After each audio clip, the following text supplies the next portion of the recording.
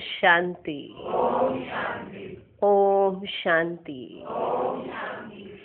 आज की तारीख है 13 अगस्त 2015। साकार महावाक्य। बाबा कहते मीठे बच्चे, बाप को तुम बच्चे ही प्यारे हो। बाप तुम्हें ही सुधारने के लिए श्रीमत देते हैं। सदा ईश्वरीय मत पर चल, स्वयं को पवित्र बनाओ। माना विचार करने की बात है। श्रीमत किनको मिलती है? किनको मिलती है? जो बाप को प्यारे हैं, उनको मिलती है ये श्रीमत। बाकी किसी को मिली है? राय भी लेने जाएंगे ना तो पैसा खर्च करना पड़ेगा। यहाँ श्रेष्ठ ते श्रेष्ठ राय स्वयं भगवान आकर देते हैं, कोई खर्चा नहीं। और भाग्य भी श्रेष्ठ, भविष्य भी श्रेष्ठ, वर्तमान भी श्रेष्ठ। श्रेष्ठ ते श्रेष्ठ इस श्रीमत से। तो सोचो हम कितने प्यारे बाबा के बच्चे, माना बाबा को कितने प्यारे होंगे जो ये श्रीमत हमारे लिए ही है। सबके लिए नहीं है, क्योंकि सब थोड़ा चलते हैं। सब चल पाते हैं, सब नहीं चल पाते। हर कदम कदम पर हमें मत मिलती है, वो श्रीमत मिलती है। कदम कदम पर सोचो, कोई आपको एक बार राय देगा, 2 बार राय देगा, तीसरी बार कहेगा मैं ही राय देता रहूं, तुम्हें करना तो कुछ है नहीं, चलो अब कोई राय नहीं। लेकिन परमात्म श्रीमत कदम कदम पर मिलती है।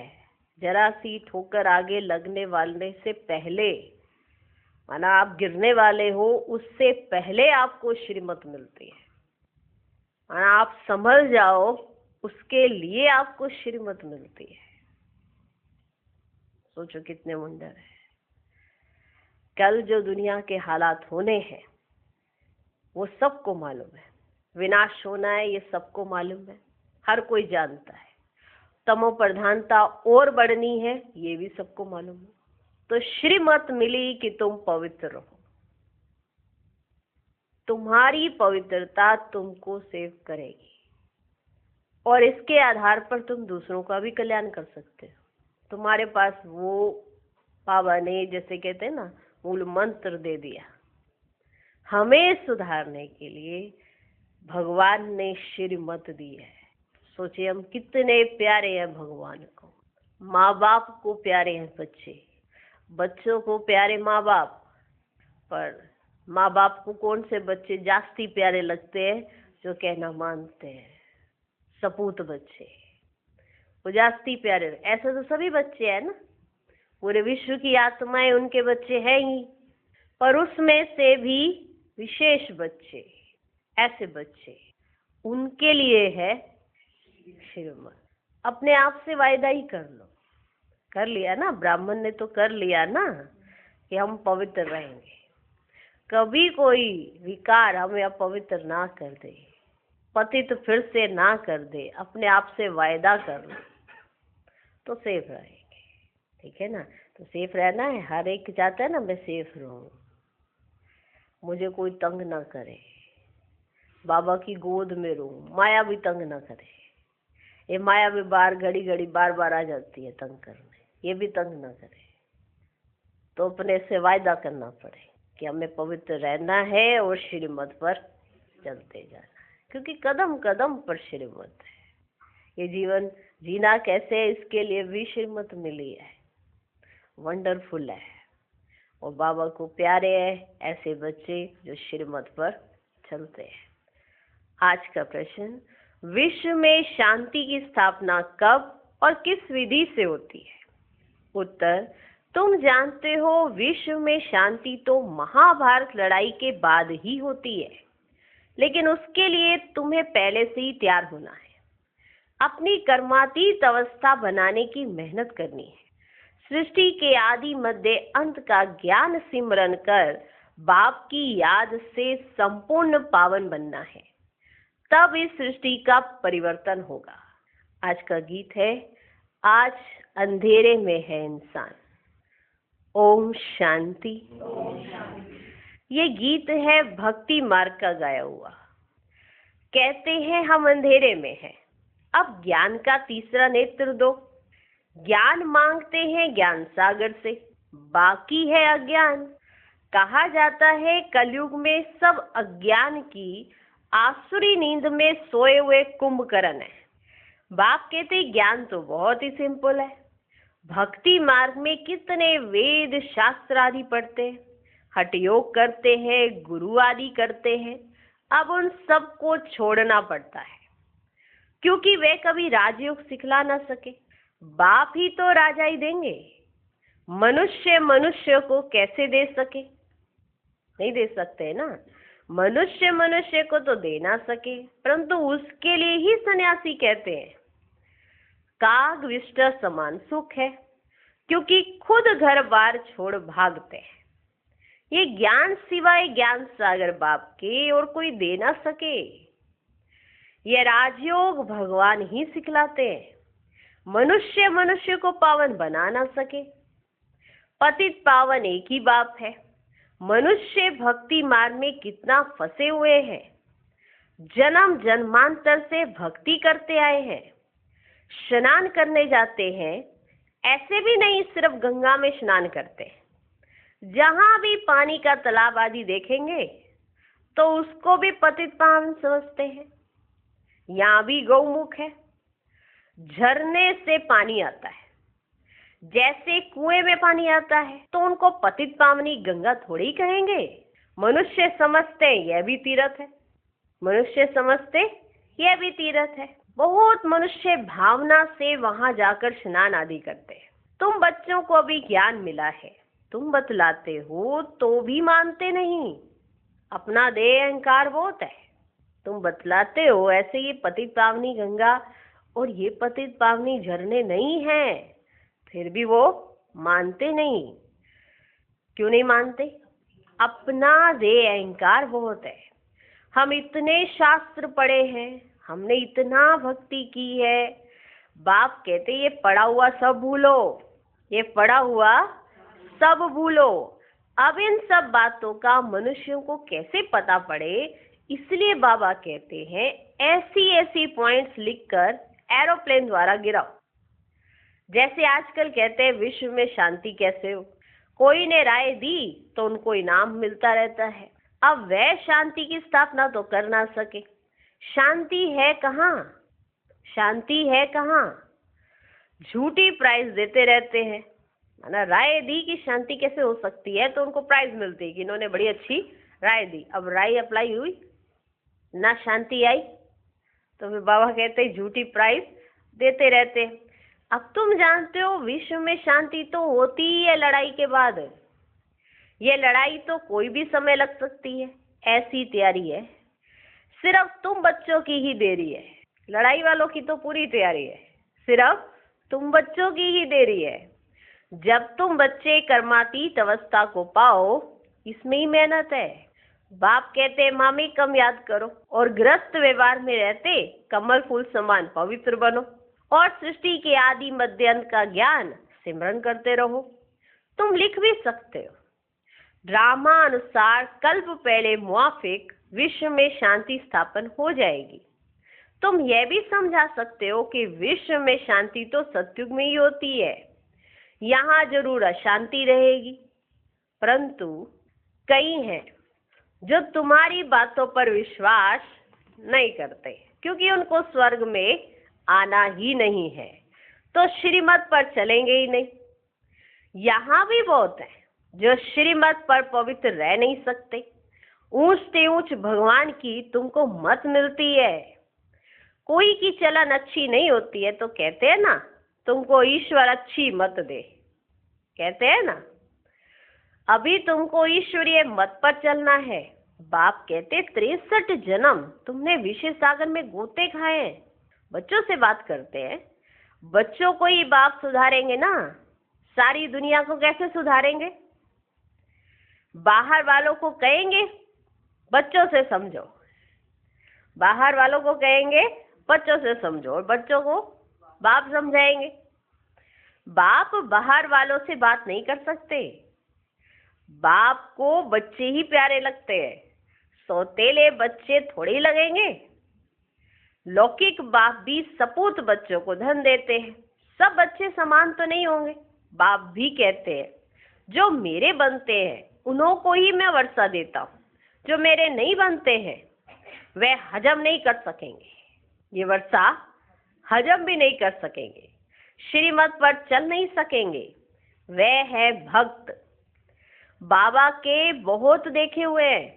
कोई बड़ा सन्यासी आता है तो बहुत उन्हों के फॉलोअर्स होते हैं, फंड इकट्ठा करते रहते हैं, माना चंदा इकट्ठा करते रहते हैं, अपनी अपनी ताकत अनुसार फंड्स निकालते हैं। यहाँ बाप तो ऐसे नहीं कहेंगे फंड्स इकट्ठा करो, नहीं, यहाँ तो जो बीज बोएंगे 21 जन्म उसका फल पाएंगे। यहाँ तो जो बीज बोएंगे 21 जन्म उसका फल पाएंगे। मनुष्य दान करते हैं तो समझते ईश्वर अर्थ हम करते हैं, ईश्वर समर्पणम कहते हैं ना, वह तो कहेंगे कृष्ण समर्पणम। कृष्ण का नाम क्यों लेते हैं? क्योंकि गीता का भगवान समझते हैं। श्री राधे अर्पणम कभी नहीं कहेंगे, ईश्वर या कृष्ण अर्पणम कहते हैं। जानते हैं फल देने वाला ईश्वर ही है। कोई साहूकार के घर में जन्म लेते हैं तो कहते हैं ना आगे जन्म में बहुत दान पुण्य किए तब ये बना है। राजा भी बन सकते हैं परंतु वह है अल्पकाल कागविष्टा समान सुख।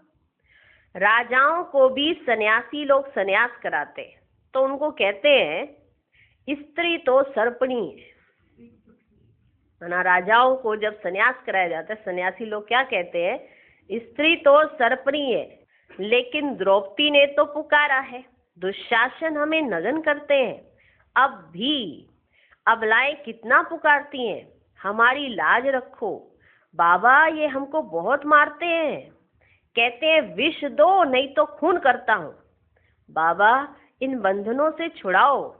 बाप कहते हैं बंधन तो खलास होने ही है, फिर 21 जन्म कभी नगन नहीं होंगे, वहां विकार होता ही नहीं। इस मृत्यु लोक में यह अंतिम जन्म है, यह है ही विशेष वर्ड। दूसरी बात, बाप समझाते हैं कि इस समय मनुष्य कितने बेसमझ बन गए। जब कोई मरता है तो कहते हैं स्वर्ग पधारा, ऐसे ही कहते हैं ना, लेकिन स्वर्ग है ही कहाँ, यह तो नर्क है। स्वर्गवासी हुआ तो जरूर नर्क में था, परंतु किसको सीधा को तुम नर्कवासी हो तो क्रोध में आकर बिगड़ पड़ेंगे। ऐसे ऐसे को तुमको लिखना चाहिए, फलाना स्वर्गवासी हुआ तो इसका मतलब तुम नर्कवासी हो ना। हम तुमको ऐसी युक्ति बताए जो तुम सच सच स्वर्ग में जाओ। ये पुरानी दुनिया तो अब खत्म होनी है। अखबार में निकालो कि इस लड़ाई के बाद विश्व में शांति होनी है। 5000 वर्ष पहले मुआफिक वहां एक ही आदि सनातन देवी देवता धर्म था। वो लोग फिर कहते वहां भी कंस जरासंधी आदि असुर थे, त्रेता में रावण था। अब उनसे माथा कौन मारे और उनको कौन समझाए कि वहां पे क्या था। अगर स्वर्ग में ये सब थे तो स्वर्ग थोड़ा था। ज्ञान और भक्ति में रात दिन का फर्क है। इतनी सहज बात भी मुश्किल किसकी बुद्धि में बैठती है। तो ऐसे ऐसे स्लोगन्स बनाने चाहिए। इस लड़ाई के बाद विश्व में शांति होनी है ड्रामा अनुसार। कल्प कल्प विश्व में शांति होती है, फिर कलयुग अंत में अशांति होती है, सतयुग में ही शांति होती है। ये भी तुम लिख सकते हो। गीता में भूल करने से ही भारत का ये हाल हुआ है। पूरे 84 जन्म लेने वाले श्री कृष्ण का नाम डाल दिया है, श्री नारायण का भी नहीं डाला है। उनके फिर भी 84 जन्मों में से कुछ दिन कम कहेंगे ना। कृष्ण के पूरे 84 जन्म होते हैं। शिव बाबा आते हैं बच्चों को हीरे जैसा बनाने, तो उनके लिए फिर डिब्बी भी ऐसी सोने की चाहिए जिसमें बाप आकर प्रवेश करे। अब यह सोने का कैसे बने, तो फट से उनको साक्षात्कार कराया। तुम तो विश्व के मालिक बनते हो। बाबा को तो कुछ पता नहीं था, तो शिव बाबा ने ब्रह्मा बाबा को फट से साक्षात्कार कराया। अब मामेकम याद करो, पवित्र बनो, तो झट पवित्र होने लग पड़े। पवित्र बनने बिगर तो ज्ञान की धारणा हो ना सके। शेरनी के दूध लिए सोने का बर्तन चाहिए। ये ज्ञान तो है परम पिता परमात्मा का, इसको धारण करने के लिए भी सोने का बर्तन चाहिए। पवित्र चाहिए तब धारणा हो। पवित्रता की प्रतिज्ञा करके फिर गिर पड़ते हैं तो योग की यात्रा ही खत्म हो जाती है, ज्ञान भी खत्म हो जाता है। किसको कह ना सके भगवान उवाच का महाशत्रु है, उनका तीर लगेगा ही नहीं। वह फिर कुक्कड़ ज्ञानी हो पड़ते हैं। कौन सा ज्ञानी? कुक्कड़ ज्ञानी। बस बाहर बाहर सुनाएंगे, घर में यानी अपने अंदर अंधेरा ही अंधेरा है। वह फिर कुक्कड़ ज्ञानी हो पड़ते। कोई भी विकार ना हो, रोज पोता मेल रखो। जैसे बाप सर्वशक्तिमान है वैसे माया भी सर्वशक्तिमान है। आधा कल्प रावण का राज्य चलता है, इन पर जीत बाप बिगर कोई पहना ना सके। ड्रामानुसार रावण राज्य भी होना ही है। भारत की ही हार और जीत पर यह ड्रामा बना हुआ है। ये बाप तुम बच्चों को ही समझाते हैं।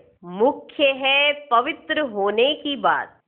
बाप कहते मैं आता ही हूँ पतितों को पावन बनाने। बाकी शास्त्रों में पांडव और कौरवों की लड़ाई, जुआ आदि बैठ दिखाए हैं। ऐसी बात तो हो कैसे सकती? राज्यों की पढ़ाई ऐसी होती है क्या? युद्ध के मैदान में गीता पाठशाला होती है क्या? कहाँ जन्म मरण रहित शिव बाबा, कहाँ पूरे 84 जन्म लेने वाला कृष्ण? उनके ही अंतिम जन्म में बाप आकर प्रवेश करते हैं। कितना क्लियर है। गृहस्थ व्यवहार में रहते पवित्र भी बनना है। सन्यासी तो कहते हैं दोनों इकट्ठे रह पवित्र नहीं रह सकते। कहो तुमको तो कोई प्राप्ति नहीं तो कैसे रहेंगे? वो कहते हैं कि दोनों इकट्ठे रहकर पवित्र रहे एक संभव ही नहीं। तो बाबा कहते उनको बोलो तुमको तो कोई प्राप्ति नहीं तो कैसे रहेंगे? यहाँ तो विश्व की बादशाही मिलती है। बाप कहते मेरे खातिर कुल की लाज रखो। शिव बाबा कहते इनके दाढ़ी की लाज रखो। ये एक अंतिम जन्म पवित्र रहो तो स्वर्ग के मालिक बनेंगे। अपने लिए ही मेहनत करते हैं, दूसरा कोई स्वर्ग में आ नहीं सकता। ये तुम्हारी राजधानी स्थापन हो रही है, इसमें सब चाहिए ना। वहां वजीर होते ही नहीं, राजाओं को राय की दरकार नहीं। पतित राजाओं को भी एक वजीर होता है। यहाँ तो देखो कितने मिनिस्टर्स हैं, आपस में लड़ते रहते। बाप सभी झंझटों से छुड़ा देते हैं। 3000 वर्ष फिर कोई लड़ाई नहीं होगी। 3000 वर्ष फिर कोई लड़ाई नहीं होगी। जेल आदि नहीं रहेगा, कोर्ट आदि कुछ नहीं होगा। वहां तो सुख ही सुख है। इसके लिए पुरुषार्थ करना है। मौत सिर पर खड़ा है। याद की यात्रा से विक्रमाजीत बनना है। तुम ही मैसेंजर्स हो जो सबको बाप का परिचय देते हो, माना मैसेज देते हो। मैसेज है कि मन मना भव। तुम ही मैसेंजर्स हो जो सबको बाप का मैसेज देते हो कि मन मना भव। अच्छा, मीठे मीठे सिकिलधे बच्चों प्रति माता पिता बाप दादा का याद प्यार और गुड मॉर्निंग। रूहानी बाप की रूहानी बच्चों को नमस्ते। हम रूहानी बच्चों की भी रूहानी बाप को नमस्ते नमस्ते नमस्ते। Good morning good morning good morning. धारणा के लिए मुख्य सार। पहला पॉइंट, ज्ञान की धारणा करने के लिए पवित्र बन बुद्धि रूपी बर्तन को स्वच्छ बनाना है, सिर्फ कुक्कड़ ज्ञानी नहीं बनना है। दूसरा पॉइंट, डायरेक्ट बाप के आगे अपना सब कुछ अर्पण कर श्रीमत पर चलकर 21 जन्मों के लिए राजाई पद लेना है। आज का वरदान, मधुरता के वरदान द्वारा सदा आगे बढ़ने वाली श्रेष्ठ आत्मा भव। मधुरता ऐसी विशेष धारणा है जो कड़वी धरनी को भी मधुर बना देती है। किसी को भी 2 घड़ी मीठी दृष्टि दे दो, मीठे बोल बोल दो तो किसी भी आत्मा को सदा के लिए भरपूर कर देंगे। 2 घड़ी की मीठी दृष्टि व बोल उस आत्मा की सृष्टि बदल देंगे। आपके 2 मधुर बोल भी सदा के लिए उन्हें बदलने के निमित्त बन जाएंगे। इससे मधुरता का वरदान सदा साथ रखना, सदा मीठा रहना और सर्व को मीठा बनाना। आज का स्लोगन, हर परिस्थिति में राजी रहो तो राजयुक्त बन जाएंगे। ओम शांति।